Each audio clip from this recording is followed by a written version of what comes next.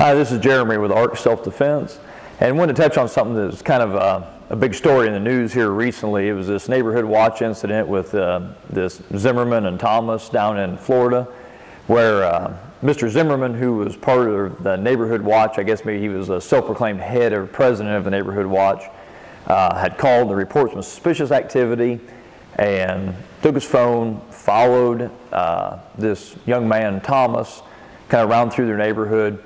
And somewhere during the course of him following on the phone with 911, reporting information where the kid was at, what he was doing, kind of what was happening, there was a confrontation between them that resulted in the younger man, Thomas, being shot by the member of the neighborhood that watched, Zimmerman.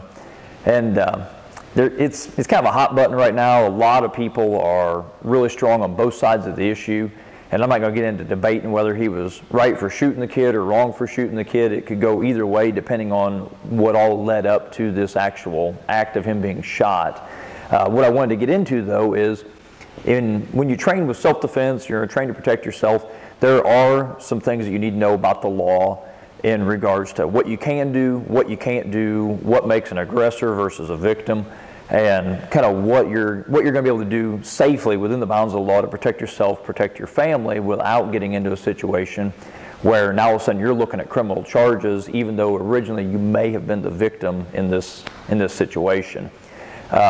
Florida, Texas, Louisiana, there's several, I believe there's 14 states right now have what they call a stand your ground law, which gives the victim the right to stand their ground right where they're at in a self-defense situation and fight back in order to protect themselves. Other states have what they call a duty to retreat, where you have to make an attempt to retreat and disengage from that situation before you go into, I hate to say self-defense, but before you go into the fighting mode of self-defense, before you go into that conflict side of it, as opposed to just creating distance and space. In the particular case here, it was a stand your ground law state. He's claiming that he was attacked during this confrontation to the point where he felt so severely threatened that he was in the position that he carried the risk of a great injury to himself or the possibility of actually being killed during this confrontation. The laws in these particular states all read pretty similar.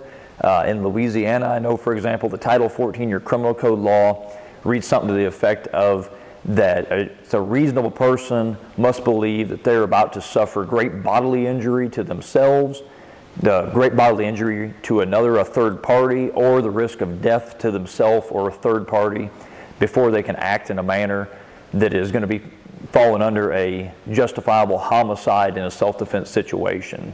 So if you are in a self-defense situation, you fight back and it escalates to the point that somebody is actually killed during that. In order for it to be justifiable, you need to believe and you need to be able to present a case that any other reasonable person would stand to believe that they were about to, receive an injury that they would consider great bodily injury or death. In this particular case, Zimmerman calls in to 911 on a cell phone as a witness. Probably the best thing he could have done would have been continue to be a good witness. He chose to follow this kid around through the neighborhood to report where he was at, what was happening, so to give the police a better opportunity of catching up with him. You have to understand the neighborhood he was in has already had several break-ins, robberies. There's been some assaults and batteries and different things from people that weren't maybe part of the neighborhood but were from outside. And then he looks here and sees a kid that he doesn't necessarily recognize in his neighborhood, reports it as suspicious activity, and continues to follow.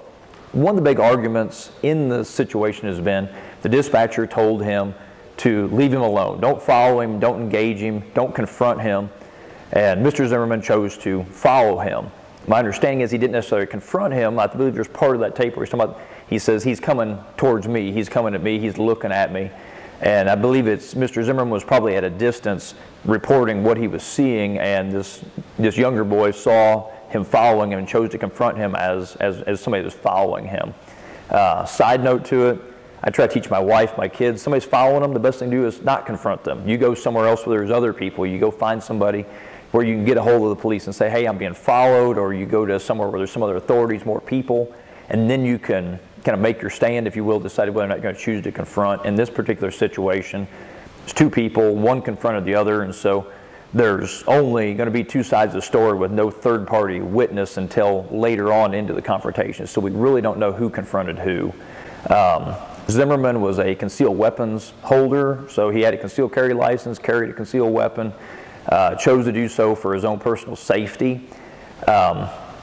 He introduced a weapon into a situation where we find out later on there wasn't a weapon. Right or wrong, it doesn't really matter. At that point, he's choosing to carry a weapon to protect himself. He finds himself in a situation, confrontation happens. He claims he was in fear of his life or in fear that he was going to be injured severely, chose to use his weapon to protect himself. By the letter of the law, if that is how it took place, he legally did so and should be good to go legally in that regard. Again, that's all speculation. That's if that took place that way. That's how the way that law is designed to work. The problem you run into with carrying a weapon of any sort, if it's a knife, if it's a gun, is that you have to have the ability to protect it from the aggressor so he doesn't get the opportunity to take your weapon from you, use it on you or another person. And the other thing is that if you find yourself in a situation where you need it to protect yourself, you have to have the ability to use it. So you have to be trained with it. You need to go out and practice with it. And the other thing is you have to have the mental capacity to be able to use it. You might be capable of shooting the gun, but if you don't have the capacity to actually shoot another person with a gun, you've now brought something into a situation where the bad guy, the attacker, may take it from you and he has the capacity to shoot you and you end up getting killed with your own weapon. Whereas that might not have been the case had you not ever introduced that particular item, that tool, into this equation. So all things that you must think about, all things that you have to consider before you even decide to venture into the realm of a weapon. The kind of the core of what we need to look at, though, is if Zimmerman had had good planning ahead of time as far as situational awareness, good mental preparation, and was prepared to do what he had to do to protect himself. In this particular case, in his situation, he shot somebody, so he was either so scared that he acted without thinking, or he had been through the mental steps to know that as the situation escalated at that point, he was in fear, chose to use a weapon. But you have to think about all that stuff ahead of time, and then I don't know if he did or did not have hand-to-hand type training, if he had self-defense training.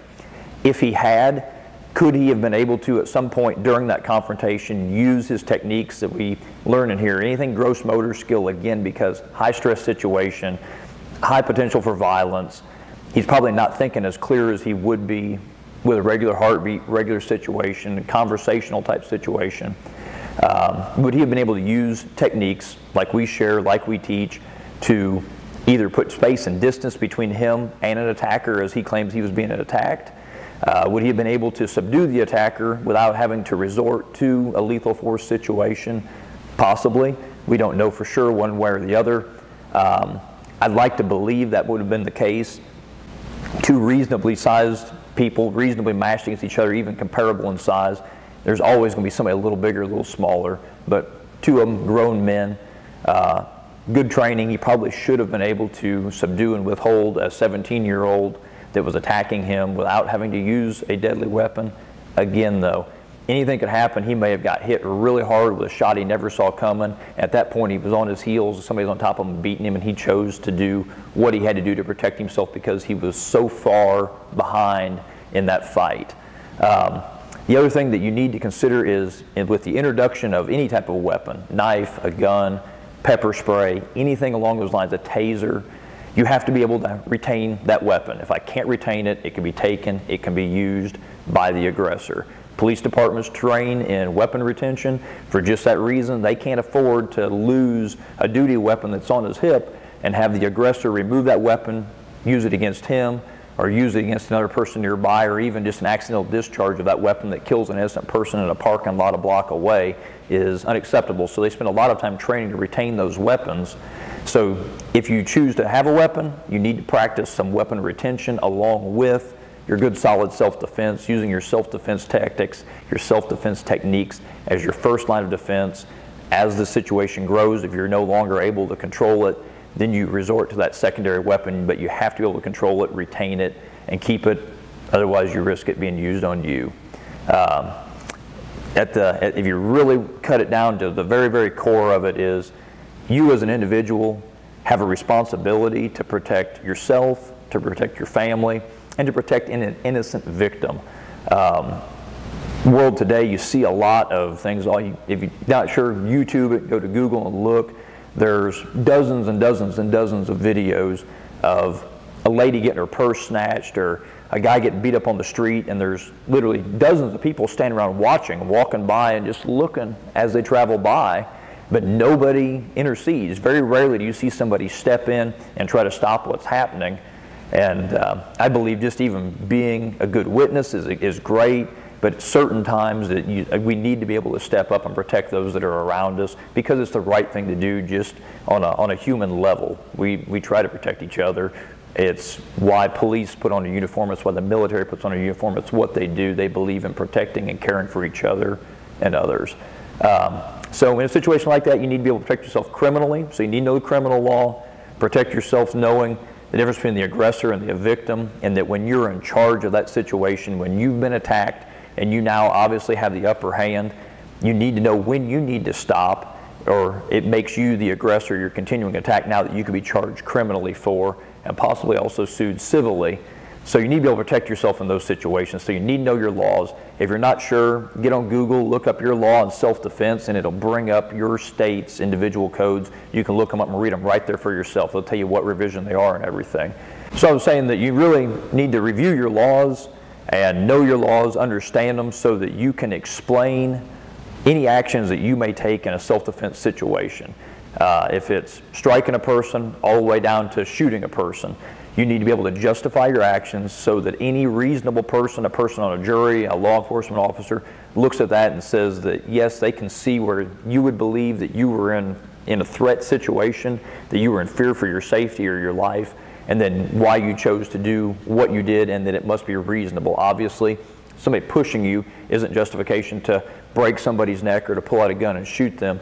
The policy that law enforcement often uses is kind of the +1 situation. Somebody that pushes me, I can use a strike against them to defend against it. Somebody that's striking me, I can use more lethal and more vital strikes to the eyes, the throat, the neck, the groin, and locking type things. If I was to break that person's arm or break that person's leg, I would be justified, because strikes could render me unconscious where anything could happen to me at that point.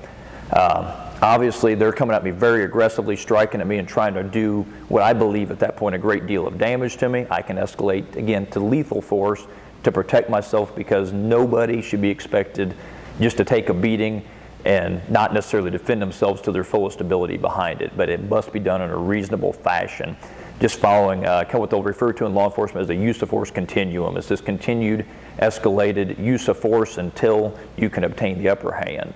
Again, it kind of comes back to it's better to be tried by 12 than carried by 6.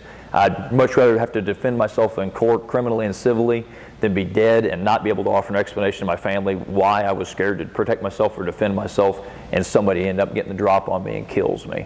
So all those are things to consider. Definitely check into your laws, know your laws, where you're at, what you're obligated to do, both legally and civilly, before you find yourself in a situation and have to make a snap decision. Much better to know ahead of time.